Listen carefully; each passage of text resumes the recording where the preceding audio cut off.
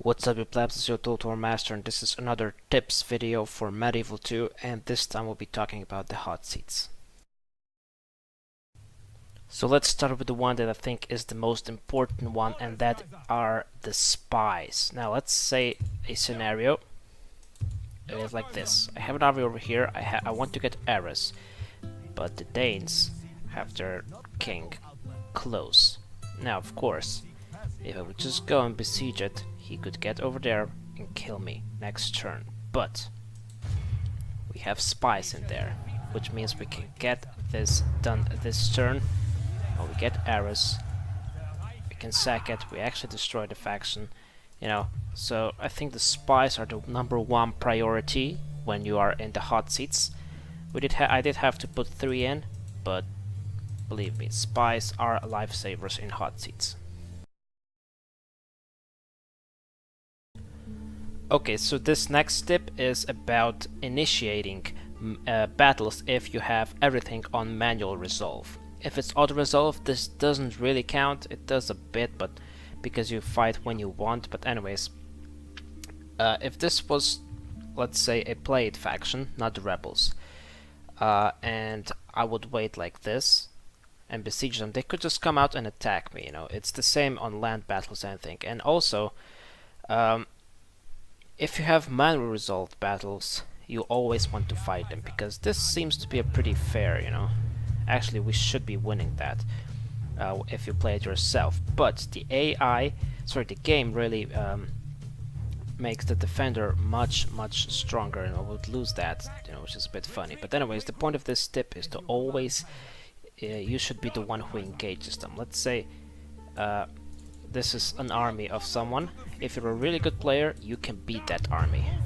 It would be hard, to have a lot of generals. Maybe this one would be a bit too tough, but you get the idea. Always try to initiate battles so you play them if you have manual resolve on. It is much more benefactory. So this tip is about allies. In my opinion, you should have a maximum of 1 person you really trust.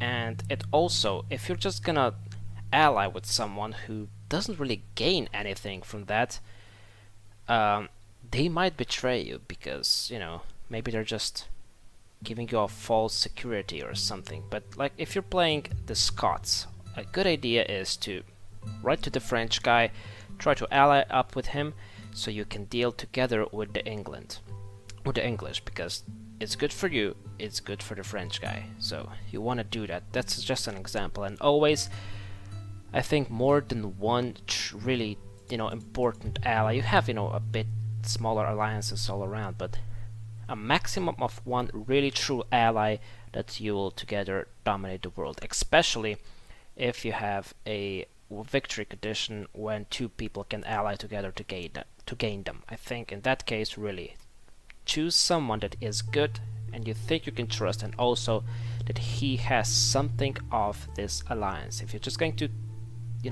randomly ally with someone who really doesn't gain anything from it, he can just betray you, and that's not good. So ally with someone who is good, benefits from it, and you can achieve goals together. Okay, so this tip shows you the importance of forts. Let's say we are at war with the Hungarians, and we are weak in this region. Let's say maybe we have wars up there or something, and we are at war with them. They want to come up north. You want to check where can they come to you, because over here a lot of mountains, a lot of trees, there's no way they can move around here. Only these 2 segments they can move through. All of course around there or there. So there is the forts over there. Sometimes there are rules on how many forts per region or stuff like that are, but let's say they're not, or maybe only 2 per region, which is totally fine, because you just need 2 forts for this. They want to come up there to you, and they see this. Okay, there's a fort, let's move over there. Oh shit, another fort. If they want to go now, they have to go all the way there, which is buying you a lot of turns. Or they have to fight over here, which is, of course, it gains 1 more turn for you, which is decent enough. 1 turn could be you know, the decider if you win or lose a certain battle. So I think placing forts in good positions to blockade the enemy or stuff like that is very important. Okay, this next one is actually a mixture of two different tips. So basically, you always, before you do your turn, you want to check around, because everyone does it. Let's say I have a spy over there, you know, bring him down there, let's see. Okay, he has some troops over there, good, you know, watch out what you're doing down there. So, and also the second one is about hiding. You know, you can hide over there, but if he's a good player, he's going to go and check those bushes out if there's anyone there. So hiding in the hot seat, I don't think it could work if you're playing against a player that is not really the best at it, and you know, doesn't do stuff like this. But if, you know, in normal some circumstances, you really should not hide, because I mean, you can hide, but it's not really gonna help you a lot. And also always check around, you know, then you can start a turn again and then see, you know, okay, there's an army over there, gonna move to the other side, stuff like that. You know, basically everyone does it. Something is cheating, but I don't think, because everyone will do it, and there's no way anyone can actually find out or, you know, make sure that no one did it. So I think that's what everyone does, and you should do as well. Okay, this trick shows you, well, an idea shows you pretty much the same as the first thing about spies. You want to have some artillery so you can get into a settlement in one turn. In this case, Budapest. He has 2 generals, peasant archers, and 2 cavalry units on with horse archers, I should say. And of course, if we do this, we get a clear victory. If we would play it manually, it would be even better. But if I would have to besiege it, in that case, he could have just, you know, sallied out and killed all of my army. Especially if it's on manual resolve, or if it's on auto resolve. There was an army over there. He could have gone over there and kill it with the auto resolve. So you always want to do all the things in one turn if you're attacking someone. Just try not to have your armies on open land. You always want to have them or in forts or in settlements.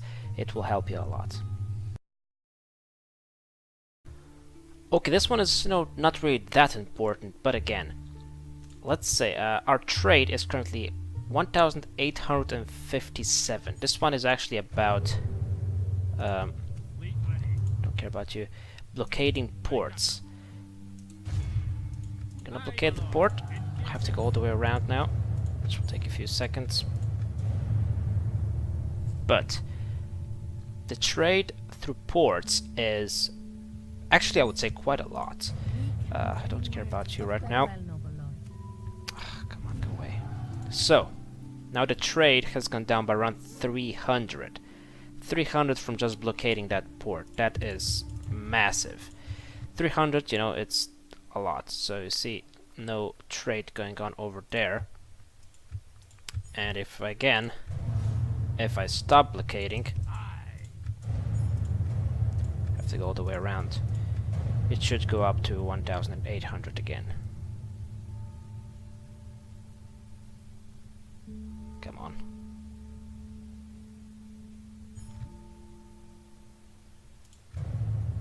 Our trade is back to 1,800.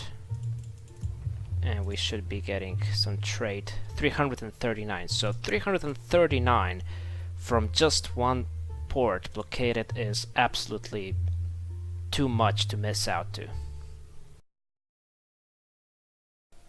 Okay, another part of this game that people forget sometimes are the watchtowers. They're very important. You see how much things we can see now if we put the watchtower over there, or let's say over here. But you all must remember, you can only do them in your own land. If I move over there, I cannot get a watchtower. But if I get back over there, a watchtower is available, and it makes my vision much bigger. Okay, this next one is not so much game-wise, but it's just to read out rules for 2 reasons. The first one, you don't want to breach any rules and then get punished for it, like, I don't know, disbanding all this oh shit, disbanding all this army because, you know, you breached the rules. And on the other side, you want to see what rules allow. There are certain things that, you know, are allowed even if you don't know them, and whoever is going to read the rules very, very good and understand them can do things, how could I say, that maybe you don't think you can do. So, you know, don't break the rules, but do everything that the rules don't say that you can't do. I guess that's something just to make sure. Okay, so this one is about being basically ruthless in these games. Don't release prisoners. Attack if, you know, if someone really doesn't have a good army or is making a mistake, just punish, you know. It's how this game works, because believe me, if you're not going to be ruthless to someone, someone else will be to you and to him. So it's just how it is, you know.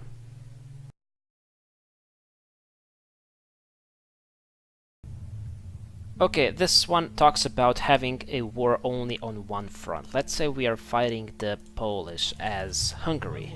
You really want to make sure that the Byzantines down there do not attack you. So maybe, I don't know, send, where do you have any diplomats? I have a princess, I guess. Send a princess down there to try to talk with them. Always try to have only war on only one front, because you don't want to get killed by 3 people attacking you at once. Okay, this shows the importance of the navy in your army, I guess. Let's see, if you want to go down south, let's say, I don't know, we want to take something, let's say we want to take London, just in case. Maybe we already have Nottingham, let's want to take London. This army would need 1 this turn and then 3 more to get down to London, like, you know, around there. If we do this, we should get there in 2 turns. So, but be wary, if they have any navies around there, what you want to do is always put your army on land before you end the turn. I always do that. I really rarely leave my army on the fleet while ending the turn. It's basically just put them away, next turn again put them on, take them to London and attack it. Okay, this next one is about movement ranges. Let's say for some reason you need to know the movement range of this Hungarian army.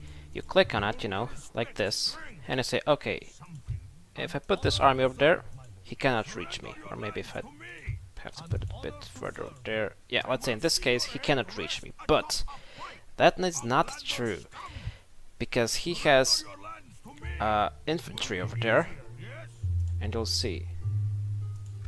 If I do that, whatever, France, fuck off. I can actually reach him. Not with my whole army, but my general certainly can. And if this was like, I don't know, a lot of cavalry units, we would be able to kill him. So there are 3 main types of movement ranges: cavalry, infantry and artillery. Now they can vary a bit, especially at generals, but the main 3 are, as I said, cavalry, infantry and artillery. So always try to check what they have in their armies, you know. If they have a lot of cavalry and their movement range is like this, you have to take into account that their cavalry can move a bit further as well. Okay, this one is about when the units actually appear if you recruit them. Let's say we're in Budapest, and I really need to get this army that's in Budapest somewhere. Let's say over there. And now you might not know, but if you recruit units, they always appear after you press enter. So whatever,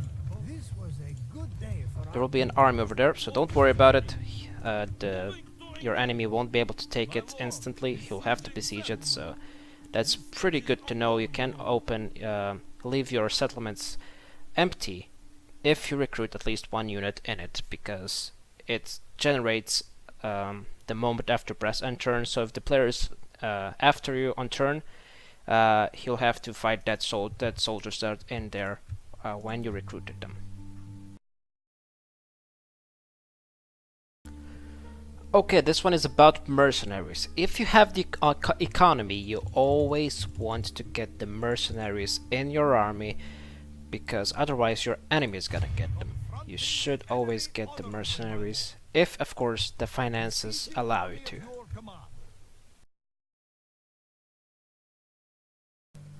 Okay, and this is my last tip for you. Always care about your